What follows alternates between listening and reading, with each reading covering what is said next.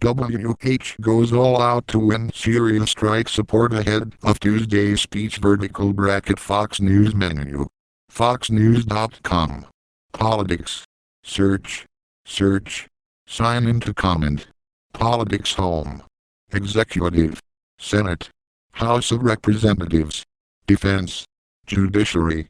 Scandals. Alliances. WH goes all out to win Syria strike support ahead of Tuesday's speech. Published September 7, 2014. FoxNews.com. Facebook 0, Twitter 0, LinkedIn 0. File, September 5, 2014. President Obama attends a working session of the G20 summit in Constantine Palace in Strelmanier Street, Petersburg, Russia. Reuters. Advertisement. The Obama administration is making an all-out effort to win Americans' support for a military strike against Syria ahead of the president's scheduled Oval Office speech on Tuesday. White House Chief of Staff Dennis McDonough will begin the full-court press by appearing on the Sunday morning talk shows to continue to make the president's case that Syrian President Bashar al-Assad ordered a chemical weapon attack last month that killed more than 1,400 of his own people, and that the United States must take punitive action. Obama said August 31st that he had decided the U.S. should act, but also said he wanted congressional support, which has already resulted in numerous classified briefings at the White House and in Capitol Hill, and Secretary of State John Kerry testifying publicly at two congressional hearings earlier this week. A senior administration official told reporters this weekend the push to win public support will also include National Security Advisor Susan Rice making a speech at the New America Foundation on Monday.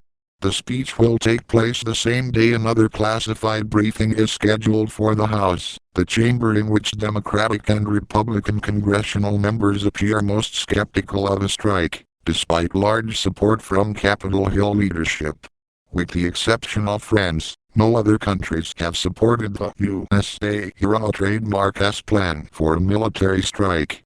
But this weekend, the European Union agreed that the August 21st chemical attack outside Damascus appears to have been the work of the Assad regime, but also said any potential military attack against it should wait for the UN inspector's report. After meeting with Secretary of State John Kerry, the EU ministers ended days of division in the issue at the G20 summit in St. Petersburg, Russia, with a common statement Saturday that the available intelligence seems to indicate strong evidence that the Syrian regime is responsible for the attack, EU Foreign Affairs Chief Catherine Ashton said. Germany joined in blaming the attack in the Syrian government.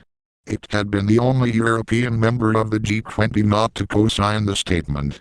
The statement calls for a strong international response against Assad's regime but stops short of explicitly calling for military action against the Syrian government. On Friday, French President François Hollande qualified his country's support, saying the country would wait for the UN report before deciding to intervene militarily. Meanwhile, McDonough, Kerry and Vice President Joe Biden continue to call members of Congress. And McDonough is taking to the House Democratic Caucus in Tuesday morning, before Obama-era trademark's statement, the administration official told reporters returning from the G20 summit. The official also said the list of countries that signed the EU agreement shows broad international support for the U.S., even if the countries don't trademark to participate operationally, and that the statement includes everything the White House wanted. Advertisement. Politics videos. Lawmakers playing politics with resolution in Syria.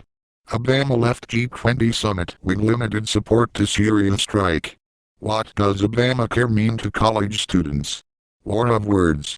Will President order strike on Syria if Congress says no? Trending in politics. 1.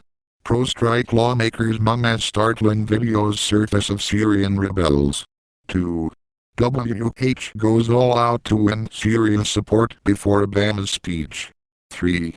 Ohio to limit food stamps for some adults. 4. Drone hunters line up for Colorado town's life